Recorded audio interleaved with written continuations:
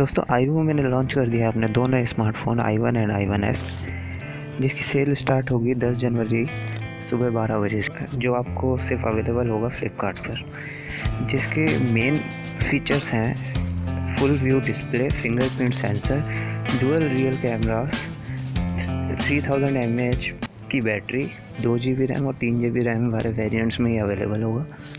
16 GB internal और 32 GB internal, ये दो वेरिएंट्स आपको मिलेंगे।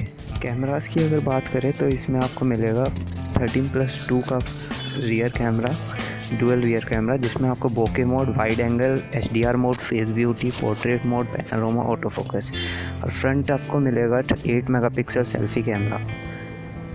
अगर बैटरी की बात करें तो बैटरी आपको 3000 mAh की मिल जाती है, जो 1 डे लाइफ तो दे ही देगा। प्रोसेसर की बात करें 1.3 GHz का क्वाड कोर मीडियाटेक 6737 प्रोसेसर मिलता है, 1.3 GHz क्वाड कोर। 16 GB और 32 GB रोम में आपको अवेलेबल होगा, जिसमें आप एक्सपेंड हैं 128 GB तक डेडिकेटेड स्लॉट के साथ मेमोरी कार्ड।